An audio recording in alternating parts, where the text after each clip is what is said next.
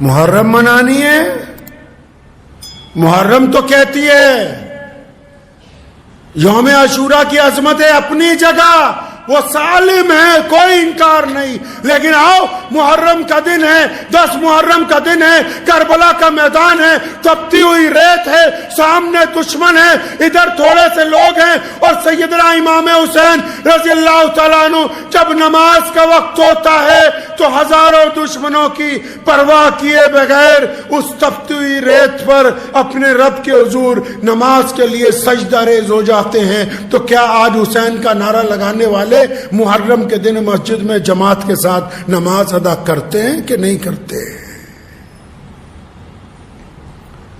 دشمن جو منافق تھے اس وقت، جب نماز کا وقت ہو گیا ان کو بھی سیدنا امام حسین رضی اللہ تعالیٰ نے کہا آؤ نماز پڑھ لو. تو پانی نہیں ہم سے لے لو، پینے کا پانی ان کو دے دیا کہ ہم سے لے لو پانی، اس پانی سے وضو کر لو. پتہ یہ لگا نواز رسول جگر گوشہ بطول حضرت امام حسین رضی اللہ تعالیٰ عنہ میدان جنگ میں بھی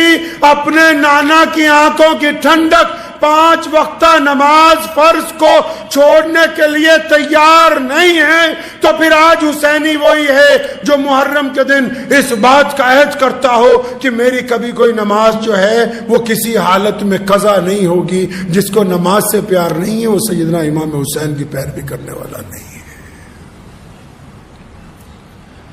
سیدنا امام حسین رضی اللہ تعالیٰ نے کربلا کے میدان میں جو کام انہوں نے کیا دنیا کے لیے آئیڈیل بنا ہے. یہ اگر آپ وشو کا اتہاس اٹھائیں گے،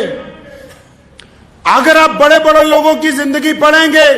اگر گاندھی جی کی بھی آپ زندگی پڑھ لیں گے، اگر بڑے بڑے دنیا میں جو لوگ انقلاب لے کے آئیں ان کی زندگی پڑھیں گے نا، تو وہ یہ خود کہتے ہیں کہ ہم نے جب سوچا کہ انقلاب برپا کرنا ہے، ہم نے سوچا کہ ظالم کے خلاف بولنا ہے، ہم نے سوچا کہ اس سسٹم کو صحیح کرنا ہے، تو ہمت نہیں ہوتی تھی کہ ہم تو تھوڑے سے لوگ ہیں. لیکن کہا کہ جب سیدنا محمد رسول اللہ کے نواسے کو دیکھا، جب کربلا کے میدان میں امام حسین رضی اللہ تعالیٰ عنہ کو تنہا دیکھا، جب ان کو چند بھائیوں کے ساتھ دشمن سے ٹکراتے ہوئے دیکھا، جب ان کے بچوں کی شہادتیں دیکھی، تو پھر دل نے یہ کہا کہ حسین تو یہ کہہ گئے کہ اب قیامت تک جو لوگ چاہیں گے ظالم کی آنکھ میں آنکھ ملانا وہ سیدنا امام حسین کی پیروی کریں گے. ظالم سے آنکھ ملانے کی سنت جو قائم کی ہے وہ امام حسین رضی اللہ تعالیٰ عنہ نے کی.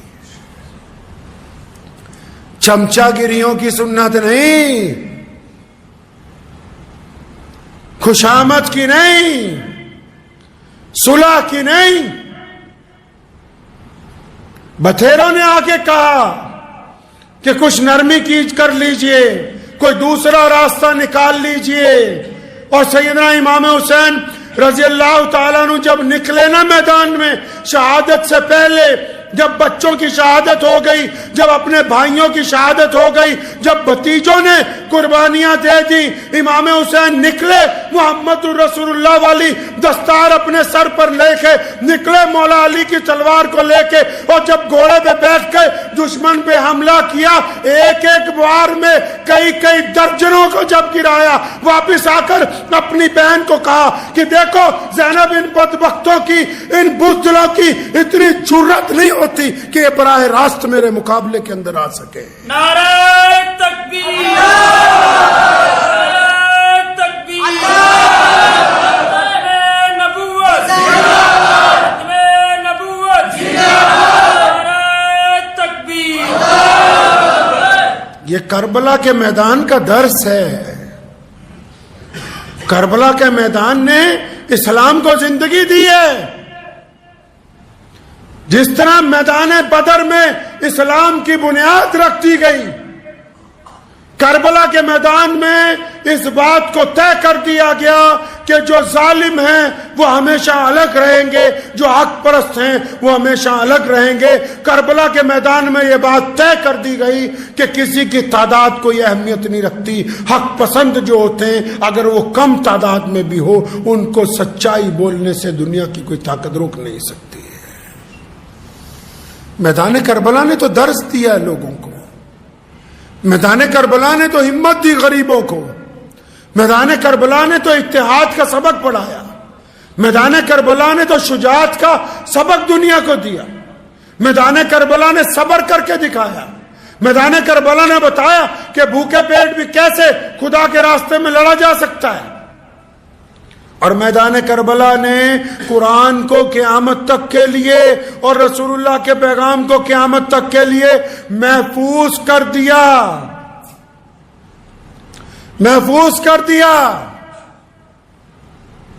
سیدنا امام حسین رضی اللہ تعالیٰ عنہ کی شہادت، ان کے بھائیوں کی، ان کے بیٹوں کی، ان کے بھتیجوں کی، ان کے دوستوں کی، ان کے ساتھیوں کی شہادت، آج بھی جائیں گے نا تو کربلا کی مٹی سے ان کی شہادت کی خوشبو آتی ہے۔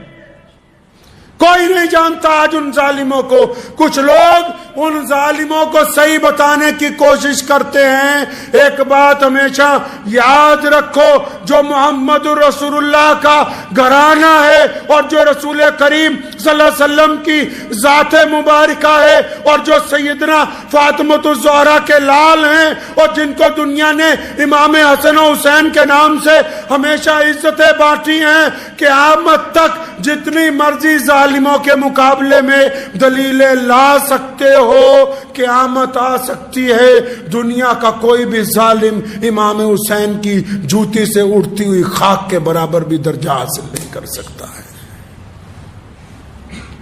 تو یہ یاد رکھیں، جو محرم منانا چاہتے ہیں، بھائی محرم تو اس عقیدے سے منائی جائے گی کہ ہم نبی علیہ الصلوۃ والسلام کے دین کی تحفظ کے لیے تیار ہیں۔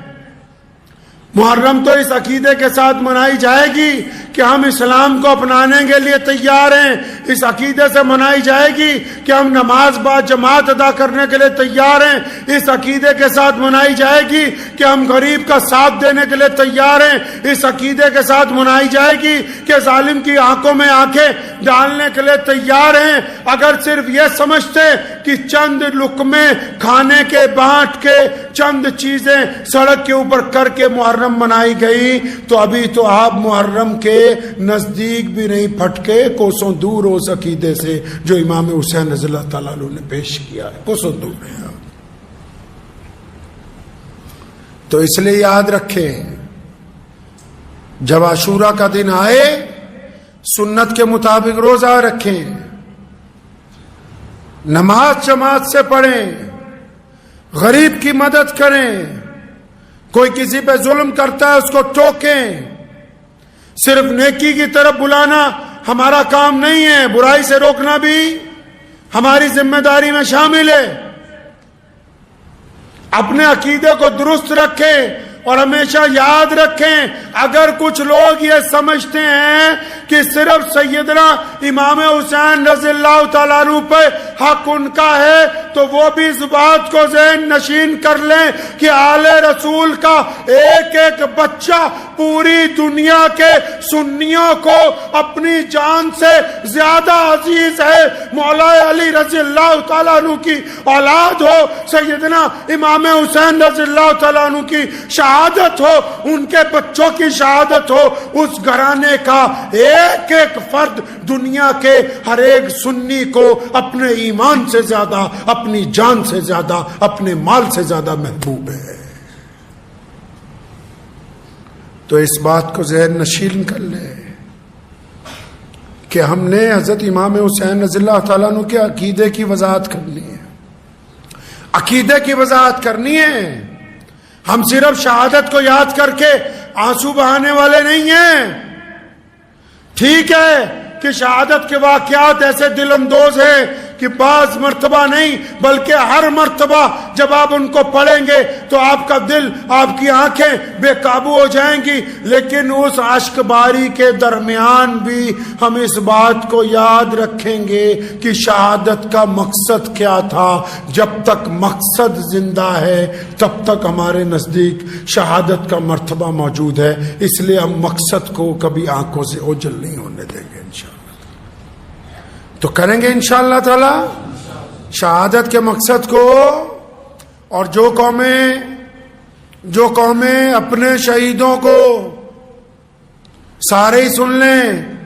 جو غیر مسلم دوست ہیں وہ بھی، جو مسلمان ہیں وہ بھی، جو قومیں اپنے شہیدوں کو بھول جائیں، جو قومیں اپنے بڑوں کو بھول جائیں، جو قومیں اپنی بنیاد رکھنے والوں کو بھول جائیں،